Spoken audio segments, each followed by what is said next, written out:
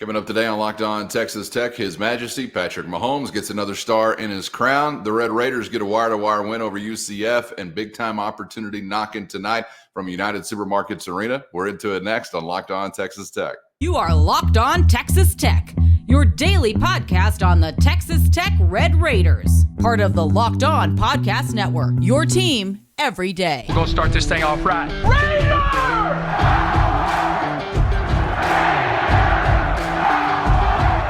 Everything runs through Lubbock.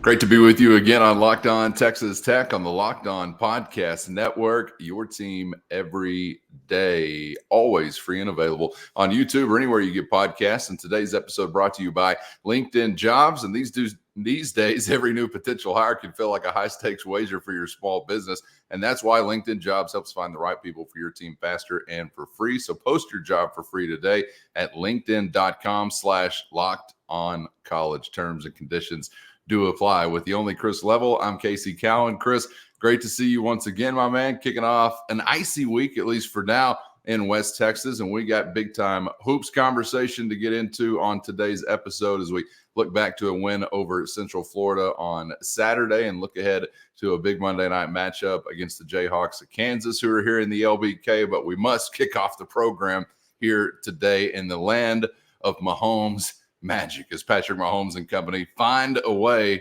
to get a win in the Super Bowl. And you've got Patrick Mahomes mentioned in the same breath as Joe Montana, Tom Brady now.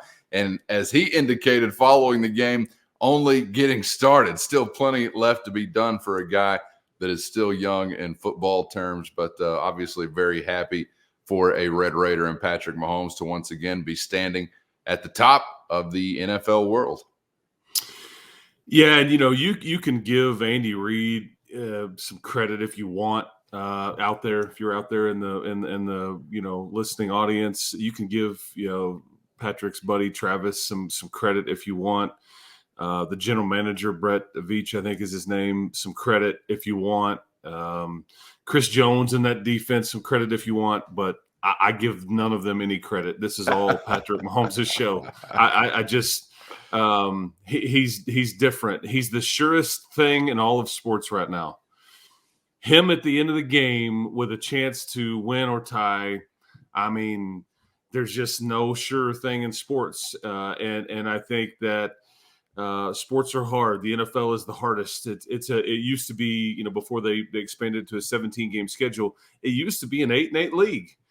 So many teams would hover around that 500 mark. That's the way the draft is set up. They do the scheduling formula this way, but and this was the year to get Pat and the Chiefs. His wide receiver one was a rookie, offensive line a bit weakened. They hit some low. This was a grind, I think, for them a bit. You got helmet throwing incidents and guys bumping into coaches and Pat's helmet even cracking. It just a mess. They didn't get a first round bye, and they had to. Play their first ever or Pat's first ever road playoff games. But man, Cowan, he's 28. He's been in the league 6 years. He's won the division all 6 years. He's never finished worse than the AFC Championship game. And now he's won the whole thing for a third time and actually, appeared in a fourth. That's like, I mean, we all know, you and I, how you talk about the Cowboys in those early 90s, but that's what they're doing right now in that little short time frame. That's why, you're going to see the word dynasty thrown around a lot, and it should be. But he's unless there's injury or off the field or Andy Reid retires and they replace him with somebody that just ruins the whole thing and you don't let Pat cook, there's more to come here. I mean, that's just the reality of it. And it's got to be very disheartening for the rest of the NFL because, like I said, they trailed in double digits, I think, to Buffalo, to Baltimore, and to San Francisco, and they won them all. Yeah, arguably the most difficult path to a Super Bowl title from a postseason standpoint that there's ever been, or certainly in a modern era, as far as some of these things we can now quantify as far as opponent values and such. A very difficult path. And as I said on Friday, if he was able to get it done, would it be his most impressive yet? And I'm kind of thinking so, for a lot of the reasons that you just outlined right there. I would be willing to bet that this is the most satisfying one, because this was the hardest one to get. They weren't perfect this year. There was injuries, there was doubt. There was normalcy. That they were all of a sudden looked like, oh man, they're not. They're kind of human. And there was distraction. I'll let everybody else figure out what I mean by that. But yeah, lots of possible distractions out there with things. But they still won it. That's got to be very disheartening for the rest of, like I said, the NFL. And as long as he's healthy, they've already released the Vegas odds for next year's Super Bowl. And I think the Chiefs and 49ers are right there at the top, the Lions and some others. But yeah, the Chiefs are the favorite again because he's there. Patrick Mahomes is there. And we all know his imprint on the university and the three-stripe army about to show up and all the Adidas things and all those kinds of – but, I mean, it's just there's no telling what Pat Mahomes has because, I mean, all the social media they're trying to take advantage of with Patrick Mahomes, it's just, but – and, again, he reciprocates and he's very thankful for his time here and really wants to see this place do well. And it's pretty cool, full circle kind of existence, I guess. It's unbelievable. I mean, You're sitting there considering Patrick Mahomes being now a 3-time Super Bowl winner, Super Bowl MVP, stacking on top of one another in such a short period of time. And it's just kind of hard to fathom as a Red Raider that he would ever be this guy. And I was someone that was very optimistic about his chances in the National Football League. But, among the conversation of greatest of all time, I don't know if I had that box checked, at least not so early on in his career. So, man, that was great to see. A whole lot of fun to take that in, of course, especially when you got a football team that can't even get any close enough to sniff it. So we're living vicariously through Patrick Mahomes, giving us something to feel good about down here in Cowboys country. And last thing I'll say, not only is he the best player and valuable and all, I don't care who they give the MVP to or MIP or whatever you want to give some award to somebody. He's that guy. Put his name on that trophy for right now in the present. But he's the face of the most powerful professional. I don't know. Maybe the English Premier League is maybe eclipses the NFL as far as popularity worldwide. I don't know, but stateside, it's not even close. The NFL laps everything else out there from a professional sports. Like money generated. I mean, everything. And he is the face of this league. I mean, that just should, speak to how unbelievable this whole existence is. I mean, his life is got to be wild, man. I mean, it really, really does. It's got to be wild. I mean, he's on a commercial every, during his own games, and then he's holding up trophies. I mean, it's just like, just when you stop and think about it, I'm like, that's mind blowing stuff, man. Because he's a small, part of I want to say $1 million, but I don't know if I want to go billionaire, but it's like a giant or small somewhere in between company. And he's like he like talking about his own, much less the $1 billion industry that is the NFL. Right. But it's just, putting Whataburgers up there. He's State Farming. I mean, it's just mind blowing stuff, man. I mean, absolutely wild. I think he right now is the face of professional sports in America. There's pretty much no debate to that. I can't imagine. And gives you the warm and fuzzies as well, knowing the sense of achievement that Jackson Mahomes must be feeling here today as well. So we want to celebrate the Mahomes family in its entirety. Guns up to Patrick, and we're looking forward to a whole lot more. Okay, we got to keep it moving here quickly, Chris, because this is not a Monday for the weary. Let's hit the hoops front. First, Today's episode brought to you by LinkedIn Jobs. And if you've got a small business looking to hire new employees, you're hoping for the biggest pool of top-tier candidates possible. And that's exactly why you got to check out LinkedIn Jobs. LinkedIn has all the tools to help find the right professionals for your team faster and for free, all on one easy-to-use and secure platform. And LinkedIn isn't just another job board. They've got a far-reaching network of more than 1 billion professionals, and hiring the best becomes easy when you have that many qualified candidates. So easy that 86% of small businesses get a qualified candidate within only 24 hours. With all the hats you wear as a business owner, the time or resources to hire quality candidates can be hard to come by, but LinkedIn carries the load for you with the quick, easy, and intuitive process. So post your job for free at linkedin.com/lockedoncollege. That's linkedin.com/lockedoncollege to post your job for free today with LinkedIn Jobs. Terms and conditions apply. Grant McCaslin and the Red Raiders stopped the bleeding over the weekend from United Supermarkets Arena as they get a win over Central Florida. We'll get to what's coming up tonight from the USA as Kansas is in town. But Chris, going back to Saturday, not going to describe a whole lot of it as a thing of beauty or anything like that, but it was a coast-to-coast, wire-to-wire win for Texas Tech.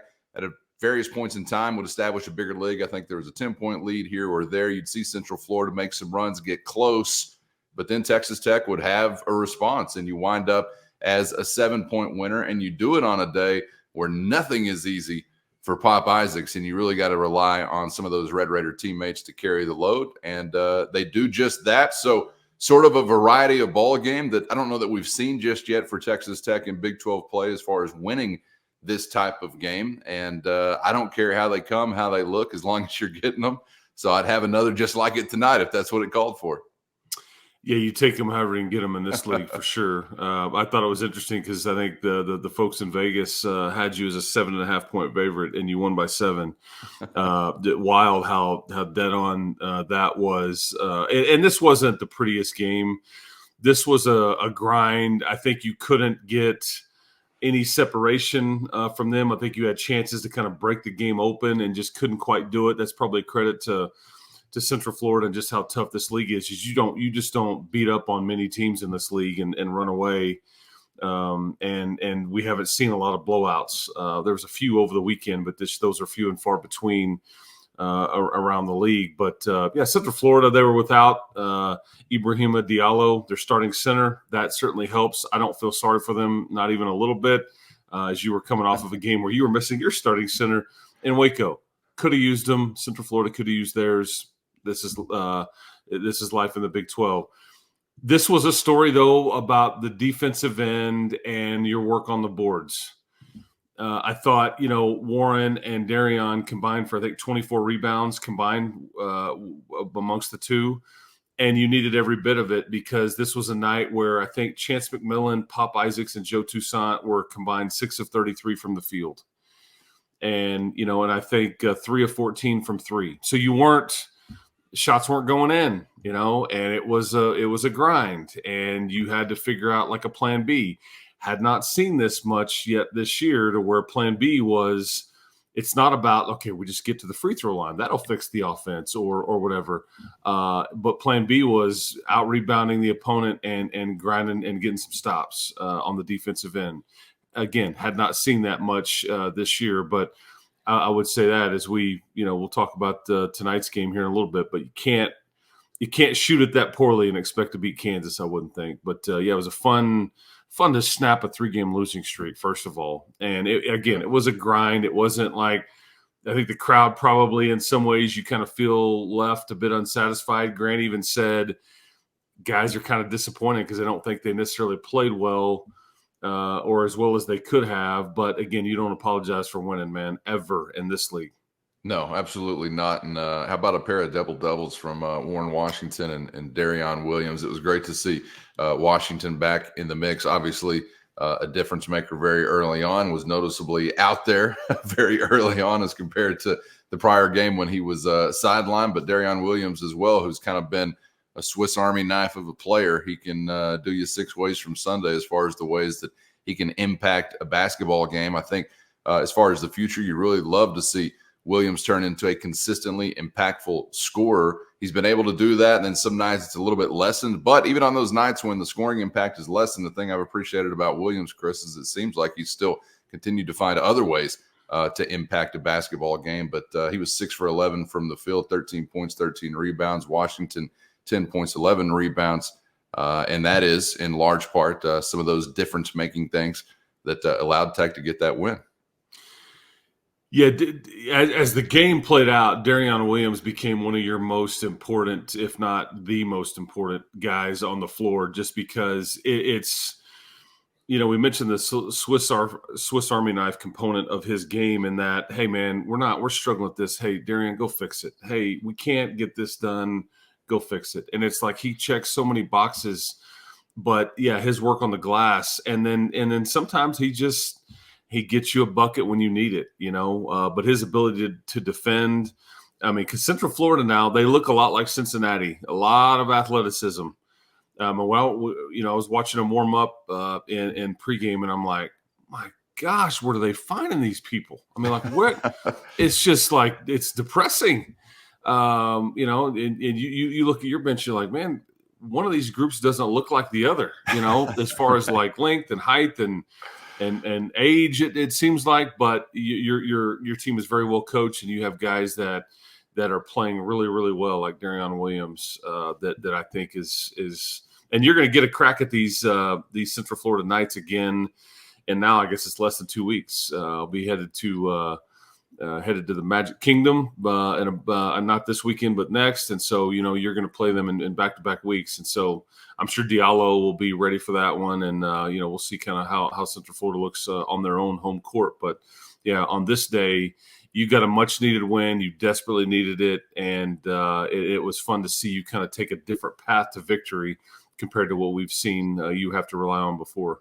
Yeah, man, and I just appreciate Joe Toussaint, even on a 2 for 10 day from the field. He's 6 for 6 from the free throw line, 3 steals. Another one of those guys that, even if it's not coming easy or smoothly, that you kind of feel like will find a way to impact the game. Yeah, you were 11 of 11 at the free throw line in the second half. You missed some in the first, but yeah, I think that I don't want to gloss over that, because every time that Central Florida kind of was trying to cut into it or whatever, I think you had the ability to keep them at arm's length because of made free throws. And Joe, he just, again, it's not perfect, and he would be the first one to tell you that against longer, more athletic teams. I think he struggles creating his own shot and all those things. Sometimes it looks a bit out of control as he drives into the lane, and he may take a fall and there may not be a call or whatever, but he just he figures out ways to produce. As long as he can take care of the ball, he is always a plus on the floor, because he's a really good on-ball defender, and he shares it. But yeah, he's good for some steals, too, in games like this. Like, he'll just swipe it. And we'll get into tonight's matchup, but if like DeJuan Harris can't play big minutes for Kansas, I would expect Joe Toussaint's on-ball defense to be massive tonight, based on who they may have to play. Yeah, 6 free throws in the final 40 seconds going down for Texas Tech. 4 of those credited to Toussaint, Chance McMillan with a couple as well. So some clutch genes showing up there for the Red Raiders also, as they down the night 66-59, never trailed in the ball game. As for what's coming up on Monday night, first, today's episode brought to you by FanDuel, and the sports calendar keeps turning and the action never stops with America's #1 sportsbook and the official sportsbook of Locked On. And right now, new customers get $150 in bonus bets with any winning $5 bet. That's $150 if your bet hits. There are so many ways to spice up any action with their safe, secure, and easy-to-use app. So get to FanDuel.com/lockedon. And if you're a new customer, take advantage of $150 in bonus bets with any winning $5 bet with FanDuel at FanDuel.com/lockedon, official partner of the NBA. As for what's coming up on Monday night, if you're talking more talented, you're talking longer, you're talking deeper, it's usually a pretty safe bet to say that we could put the Kansas Jayhawks into that kind of category. But, Yeah, they're hobbled to a certain degree, Chris. So I'm not even quite sure what to expect from a personnel standpoint before we get to going tonight. Yeah, before we kind of get into this, I'll say this. I don't know what to expect. I'm going to expect, though, until I just see with my own eyes differently. I'm not going to read the social media. I'm not going to speculate. I'll watch warm-ups and then find out then. But all I can go off of is Bill Self after the game the other day, because Kevin McCullough did not play on Saturday versus Baylor. And then Bill Self said, he was asked about, missing him, and then DeJuan Harris, their starting point guard, the reigning Big 12 Defensive Player of the Year and Kansas's primary ball handler, tweaked his ankle pretty bad at the end of that game on Saturday. He did come back in, hit a big shot. However, he was still limping, and there's just not a lot of time in between here.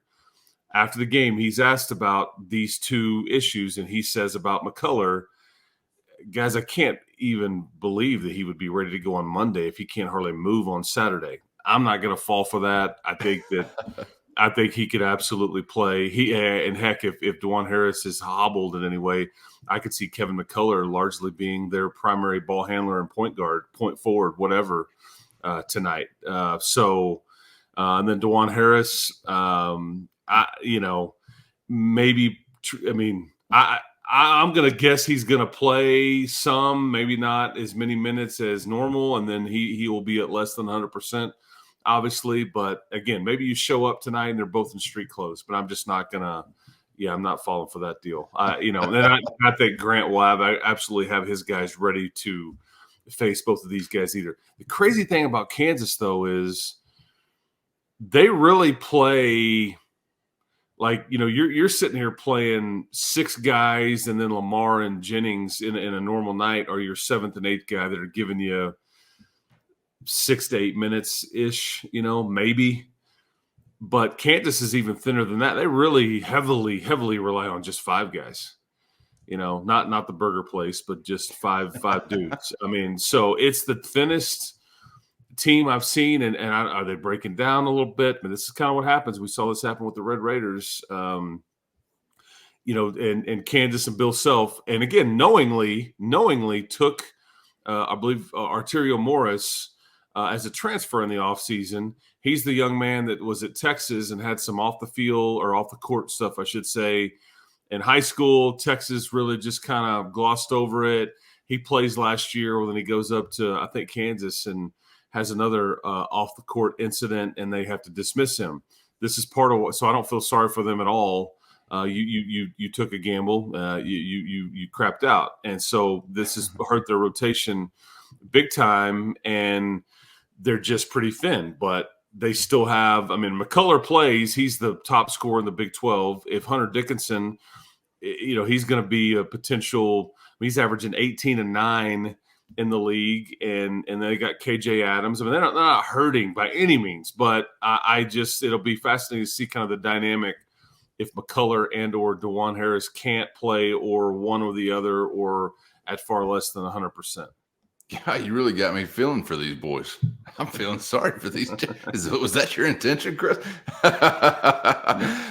You always want to take advantage of this kind of opportunity, particularly, I think, when you're coming off of the week or week and a half that you came off of. You did stop the bleeding with a win on Saturday, but any chance to beat a team like Kansas is a good way to very, very quickly earn back some credibility and get some attention out there, regardless of what Kansas is throwing on the floor. And you don't have to go see these guys this year. That was one of the bright silver linings of this schedule, is that you did not have to visit Lawrence, Kansas. And Baylor had all kinds of chances to pull off an upset the other day. Baylor is not playing the other day they play without Langston Love. He got hurt at the tail end of the Tech game, so somewhat neutralizes. Langston Love may in fact be, sixth man of the year in the league, if not maybe Chance McMillan is, but Kansas was 1 of 10 in their last 10 field goal attempts at the tail end of that game. And Baylor had 2 wide open looks on separate possessions to tie that game at 64, and just neither one of them would fall. Baylor. So I bring that up to say, man, not that I would want a trip up there, but this would have been a year where you maybe could have. No, having said that, they haven't lost up there. What am I thinking? But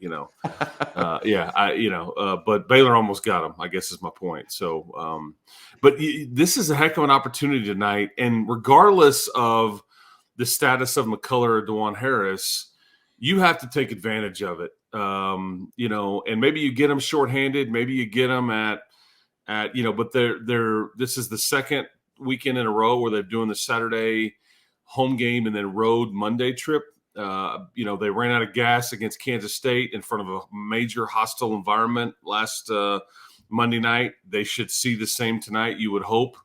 It's supposed to warm up to about 48, 50 degrees today, so snow should be all melted away and all those things. But you just don't get many home games versus a Kansas team that's like top 10 in the net. They're top 5 in the country.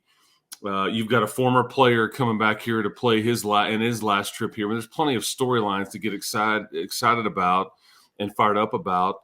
But this is a heck of an opportunity that you need to take advantage of, because these are kind of like the resume wins that almost count more than one, if that makes sense. Like when you start factoring in all the stuff at the end of the year, and this is your one crack at it, because you're staring at a trip to Ames, Iowa, on the weekend if you don't get this one, and that's going to be very difficult because they are really, them and Houston are starting to separate from the rest of the league as far as league title contenders, if you were to be able to knock off Kansas here.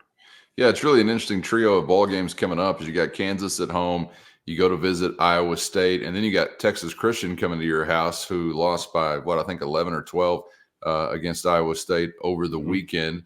Want to feel like, hey, there's a good opportunity against a good basketball team in the Horned Frogs. I don't know what their resume is going to be looking like by the time you get around to that one a week from Tuesday. And I guess I hate to put it once again all on him. I feel like the eyes are always on him, but Pop Isaacs is the guy that's at the top of my list, looking to see what the response is going to be like from an individual standpoint here tonight for the Red Raiders. Only 2 for 13 from the field. He's in single digits with only 7 against Central Florida. He is the straw that stirs the drink for the most part still for Texas Tech. So curious to see what kind of response you get out of him on a big stage tonight. Yeah, and my guess would be that's the game within the game, because my guess would be DeJuan Harris. What did I just tell you? Reigning Big 12 Defensive Player of the Year. He's got big-time hands and all those things. I mean, he gets deflections and steals. He's just a pain to deal with. He's a really smart, under-the-radar player. He's a pass-first point guard that really tries to set his guys up, and he wins. But at far less than 100%, if he does play, that'll be his assignment, would be my guess, is guarding, Pop. And maybe they put the longer Kevin McCullough on Pop. I don't know. But one of those two guys, potentially both hobbled, are going to have to chase Pop around a bit. And, Isaacs is going to be very motivated to, and I'm not worried about some shooting slump. He'll figure it out.